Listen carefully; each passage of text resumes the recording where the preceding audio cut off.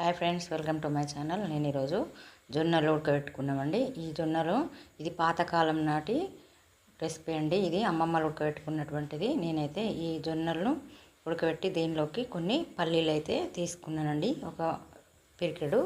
అలాగే మీరు ఈ జొన్నలోకి పల్లీలు కాకుండా మనము పెసలు ఉన్నా కూడా ఇవి జొన్నలు అయితే నైట్ నానబెట్టుకొని ప్రొద్దున నేను ఉడకబెట్టుకున్నా. ఎప్పటికైనా జొన్నలు అయితే నైటే నానబెట్టుకోవాలి. మనం పెసలు అయితే కొంచెం పొద్దున నానబెట్టుకొని దానిలో మనం కుక్కర్లో వేసుకునేటప్పుడు అవి ఇవి కలిపి వేసుకోవాలి.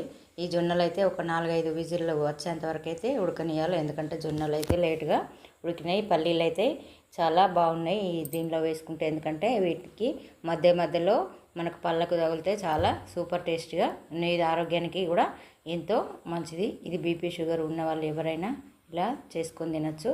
మనకు ఈ రోజుల్లో అన్నం కంటే ఎక్కువ మనం ఇలాంటివి చేసుకొని తినాలని మనకు డాక్టర్లు కూడా చెప్తుంటారు కదా.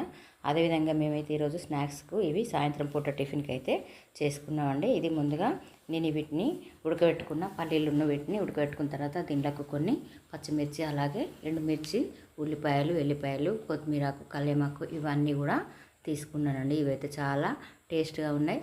మంచిగా కూడా చిన్నపిల్లలకైనా పెద్దవాళ్ళకైనా ఎవరికైనా తింటే చాలా మంచిది ఆరోగ్యానికి. ఇది మనము ఈ జొన్నలను గడక కానీ చపాతీ కానీ కూడా ఈ పిండి పట్టించుకొని చపాతీ కూడా చేసుకొని తింటే మనకు ఆరోగ్యానికి అయితే చాలా మంచిది. మనకు దీనిలోకి ఉల్లిపాయలు అయితే ఎక్కువగా ఉంటే చాలా టేస్ట్గా ఉంటుంది. నాకైతే ఇట్లాంటివి బొబ్బర్లు కానీ శనగలు కానీ ఇలా ఉడకబెట్టుకొని తినే వాటికైతే నేనైతే ఉల్లిపాయలు ఎల్లిపాయలు అనేది అయితే ఎక్కువగా తీసుకుంటాను. నేను ఎల్లిపాయలు కూడా ఇలా 2 గడ్డలు తీసుకొని చిన్న చిన్న ముక్కలుగా చేసుకొని దీనిలో వేసుకున్నానండి. ఉల్లిపాయలు బాగా ఉడకకుండా మామూలుగా ఉంటే మనకు తినేటప్పుడు పళ్ళకు తగిలేటట్టు ఉంటే చాలా సూపర్గా టేస్ట్గా ఉంటుందండి. అలాగే దాంట్లో ఒక 2 కల్లేమాకు రెమ్మలు, అలాగే కొంచెము పసుపు, తగినంత ఉప్పు కూడా మనము వేసుకోవాలి. ఇప్పుడే పోపులా మనం ముందుగా వేసుకుంటే వాటికే పడుతుంది కనుక మనం ముందుగా ఉప్పు అనేది వేసుకోకూడదు. ఇప్పుడు పోపులోనే ఉప్పు అనేది వేసుకోవాలి.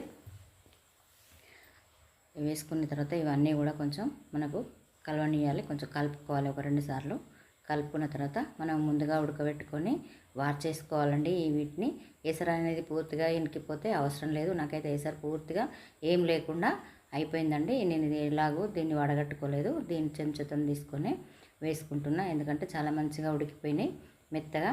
దీన్ని వడగడితే దీనిలో ఏం వెళ్ళలేదు. ఒకవేళ దీనిలో నుండి ఏమైనా వాటర్ వెళ్ళినా కూడా మనం దీన్ని వేస్ట్గా పడేసుకోకూడదు. కర్రీలో కానీ లేకపోతే అన్నంలో కానీ ఈ వాటర్ అనేది వేసుకుంటే చాలా మంచిగా, ఎందుకంటే పడేయద్దు. దీంట్లో పోషకాలు ఎక్కువగా ఉంటాయి కనుక.